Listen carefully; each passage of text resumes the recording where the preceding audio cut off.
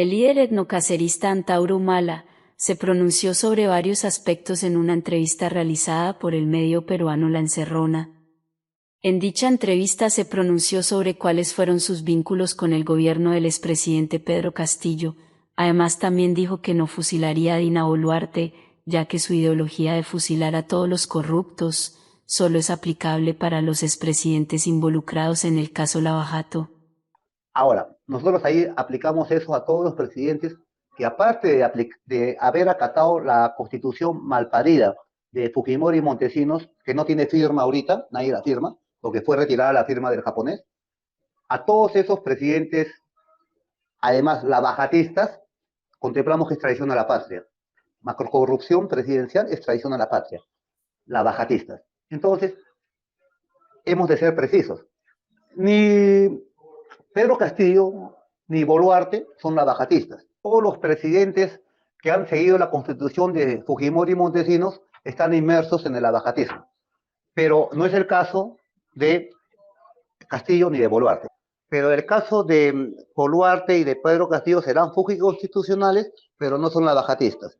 Entonces, nosotros en el neocacerismo hemos ido racionalizando esta propuesta y hemos llegado a la conclusión que la pena capital para los presidentes solamente debe involucrar siempre y cuando sean fujiconstitucionales y además lavajatistas. Yo no considero que en ellos, puesto que no han sido implicados en lavajato, no estarían dentro de nuestra propuesta. En la entrevista Antauro Humala también mencionó que López Aliaga le pidió escribir el prólogo de su libro. Además dijo que no puede defender moralmente a Pedro Castillo, ya que su gobierno fue inepto. Los peruanos no pueden cargar con la ineptitud del expresidente Castillo y deben seguir adelante, refirió. Además reconoció que la presidenta oficial de Perú es Dina Boluarte, les guste o no a todos los peruanos.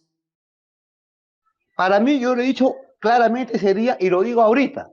Para mí es imposible defenderlo moralmente a Pedro Castillo. No lo puedo defender. No tengo argumentos, no tengo información para defenderlo moralmente. Una opción popular llegó al poder. Que ese líder, que era presidente, sea un inepto, es un problema para el movimiento social en el Perú. Pero el movimiento social en el Perú no puede cargar con la ineptitud de un individuo. Debe seguir adelante. Es por eso que yo apoyo las protestas de ahora. Sin embargo, le digo al pueblo, hay que pensar, compatriotas, fuera de la emoción hay que entrar a la razón. Si sales del escenario por cualquier motivamiento, Boluarte, y entra, porque es la sucesión, William, el general de Acomarca, el general del crimen de Estado de Andahuaylas, el general del fujimontesinismo apoteósico en los años 90, no iríamos de Guatemala a Guatepeor. Es lo que yo pongo simplemente en el debate. Hay una resolución en el peruano, hay un nombre que dice Boluarte. Oficialmente es presidente de la República, como lo es hasta ahora. O sea, dije una realidad. Que estemos o no de acuerdo es otra cosa. Finalmente se refirió al ex primer ministro peruano Aníbal Torres, y mencionó que él es el autor de la debacle de Pedro Castillo, y era quien gobernaba el Perú, ya que el expresidente Castillo era ignorante de los manejos de las riendas del Estado peruano. En mi concepto particular, fue el gran problema que tuvo Castillo. Es el autor de su defenestración. Aníbal Torres era la neurona reina de Pedro Castillo. Aníbal Torres es coetáneo con el papá de Pedro Castillo, ambos del caserío de Empuña, ni siquiera del distrito, caserío. Aníbal Torres es el único doctor en Puña. El papá de Pedro Castillo no sabe escribir, es analfabeto. Para Pedro Castillo, Aníbal Torres era infalible como el Papa. Aníbal Torres nunca entendió que la solución al problema republicano actual estaba en función a la Constitución del año 79, su artículo 307, de cerrar el Congreso y encarcelar a los golpistas de los sucesores. Él que creía que la solución estaba en función al articulado de acuerdo a una interpretación auténtica o absurda de Fujimori y Montesinos, porque ellos son los autores de esta Constitución. Y ahí perdió. El problema de Castillo, que era un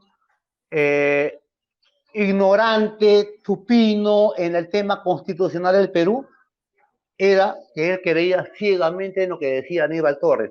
Y Aníbal Torres también era un ignorante supino en la Constitución del año 79. Y ahí por teléfono, por el teléfono de la empresa, perdón, de la prisión, teléfono público, en algunas veces tuve conversación con Pedro Castillo. Sin embargo, siempre lo noté muy callado. Y como no le veía la cara, no le veía su expresión. Entonces, subjetivamente pensé, o era una persona muy inteligente, que te observa como está callado, o era una persona muy ignorante que no te entiende. Finalmente entendí que era lo segundo. O sea, era un tipo, como decía el Tuca Bello, recontra básico. Y el que gobernó, el hombre más poderoso del Perú, era Aníbal Torres. Y Aníbal Torres nunca leyó la Constitución del año 39. Nunca tuvo conocimiento del artículo 307, que era una fórmula mágica para restablecer el orden constitucional del Mayor Perú. Antauro.